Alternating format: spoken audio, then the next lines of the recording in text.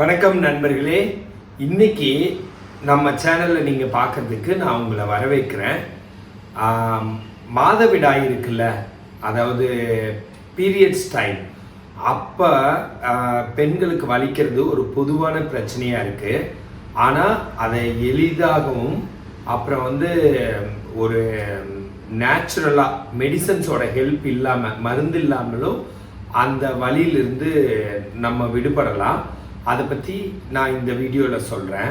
அதுக்குன்னு எக்ஸசைசஸ் எல்லாம் இருக்குது, அது சொல்கிறேன். அப்புறம் அதுக்குன்னு உணவு அண்டு நம்ம நடைமுறையில் இயற்கையாக ஃபாலோ பண்ணுறதெல்லாம் இருக்குது. ஒரு ஷார்ட் வீடியோ, இதை நீங்கள் கடைசி வரைக்கும் கண்டிப்பாக பாருங்கள்.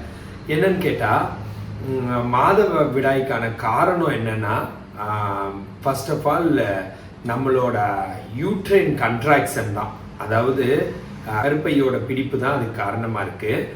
ஸோ இதில் வலியை உண்டாக்குறதுக்கு முக்கியமான காரணமாக இன்னொன்று இருக்குது. அது என்னன்னா ப்ராஸ்டாக்ளாண்டின்ஸ். சரிங்களா?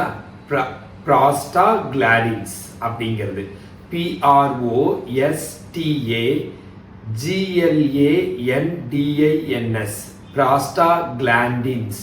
ஓகேங்களா? அப்படிங்கிற ஒரு மூலக்கூறு தான் இந்த வலிக்கு காரணமாக இருக்கு. இது என்ன பண்ணுதுன்னா, கருப்பை தசைகளை ஒடுக்கிற மாதிரி பண்ணுது, கண்ட்ராக்ட் பண்ணி விட்டுருது. அதனால கடுமையான வலி ஏற்படுது.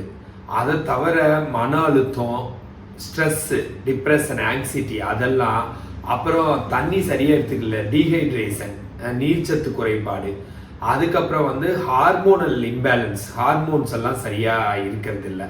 சரிங்களா? அந்த அது கூட வலியை அதிகப்படுத்துது. ஆனால் இந்த வலியை மருந்து இல்லாமல் குறைப்பதற்கான இயற்கையான வசதிகள் இருக்குது. அதைத்தான் இந்த வீடியோவில் நம்ம பார்க்க போகிறோம். சரிங்களா? இது என்னன்னா, ஃபர்ஸ்ட் ஹீட் தெரப்பி, அதாவது வெந்நீர் இருக்கிற ஒரு வெந்நீர் பையின்னு வச்சுக்கோங்க, ஹாட் பேக், அதை வயிற்றுல அடியில் கொஞ்சம் நேரம் வச்சிருக்கலாம். சரிங்களா? அதில் குறையும். ஈவன் ஐஸ் பேக் ஆர் ஐஸை வைக்கிறதுல கூட நல்லா குறையும். சரிங்களா? ஐஸ் வைக்கிறது நல்லா குறையும். ஹீட்டை விட ஐஸ் பெட்டராக இருக்கும்.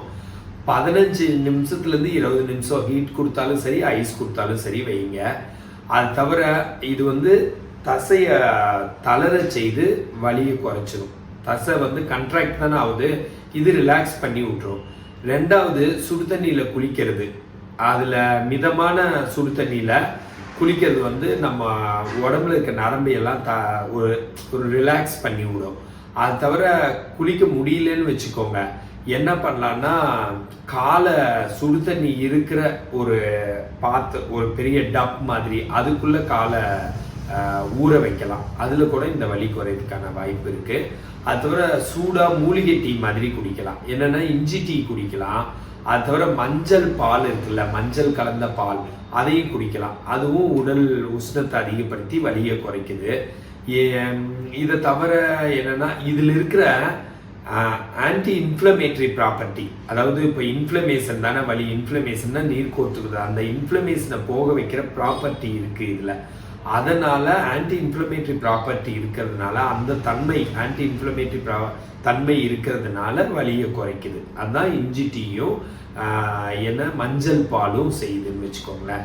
அடுத்து உடற்பயிற்சி சொல்கிறதா சொன்னேன்ல, இயல்பான பொதுவான உடற்பயிற்சி நம்ம செய்யலாம்.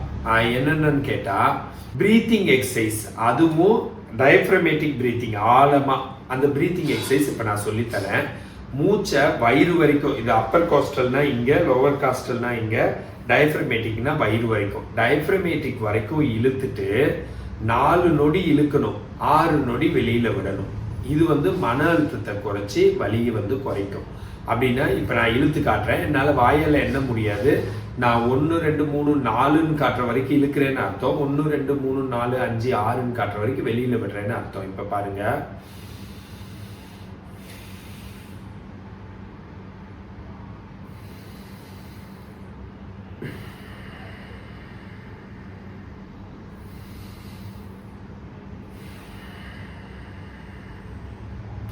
நல்லா உள்ள இழுத்து நல்லா விட்ட, இதுல ஹோல்டு வராது.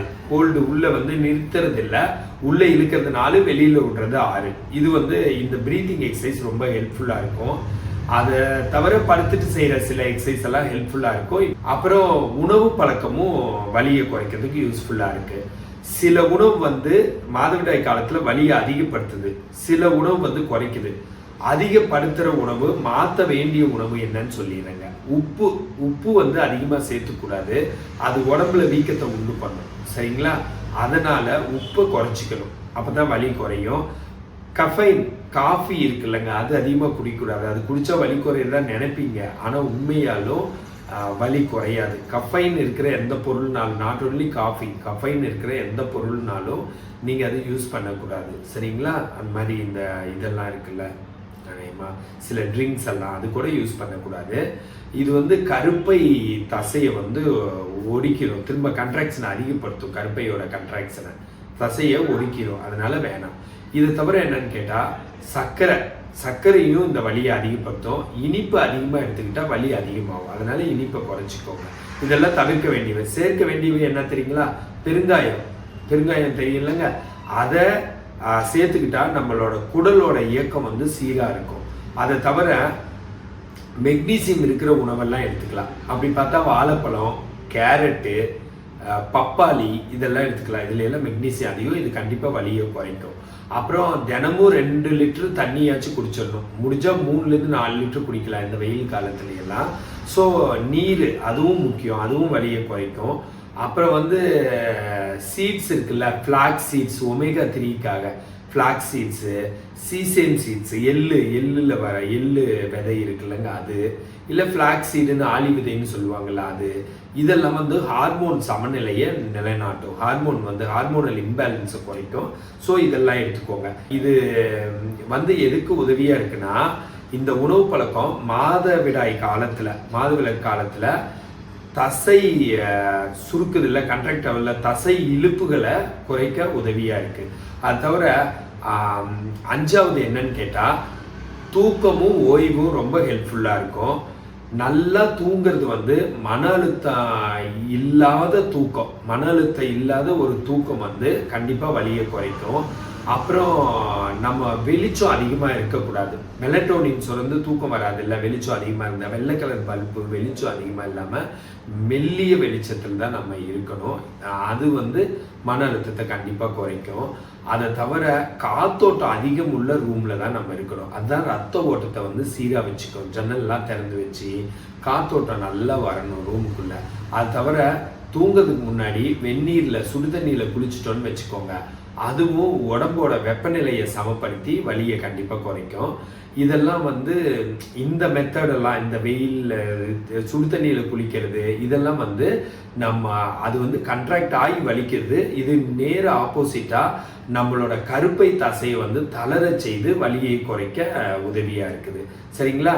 சரி, மாதவிலக்குங்கிறது கடைசியாக நான் இது ஒரு கன்க்ளூஷன் சொல்லிடுறேன். மாதவிலக்குங்கிறது ஒரு இயல்பான ஒன்று, மாதம் வர்றது.